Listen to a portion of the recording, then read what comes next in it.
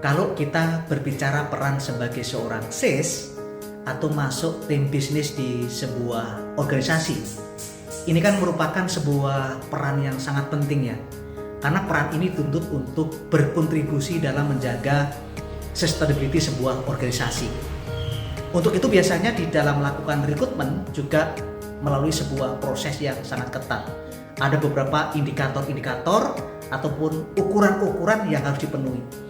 Bahkan yang tidak kalah penting, biasanya beberapa kali melakukan pertemuan dengan calon user atau calon atasannya untuk melakukan wawancara.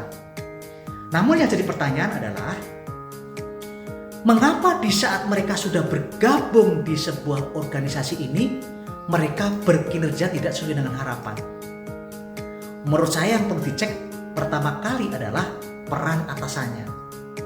Karena tidak sedikit seorang atasan yang memimpin sebuah tim bisnis ini belum mencapai level dewasa.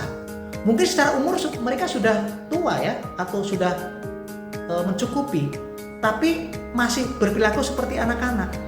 Karena pemimpin yang seperti ini biasanya mereka masih butuh pengakuan, masih berjuang untuk dirinya sendiri.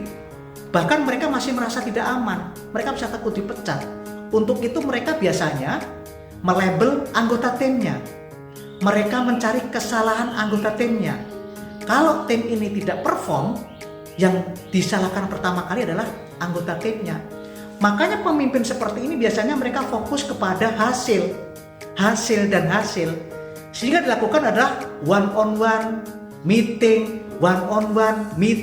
untuk mengecek progres pencapaiannya.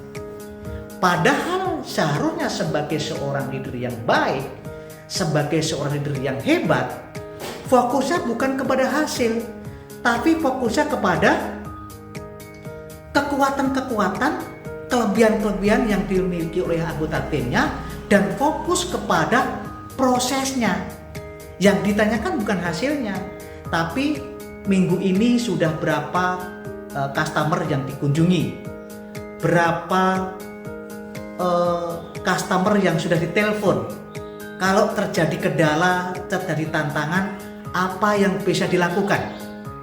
Jadi seorang leader harus mampu menjadi role model dan mampu berperan sebagai seorang coach untuk membantu anggota timnya dalam menjalankan proses-proses yang benar.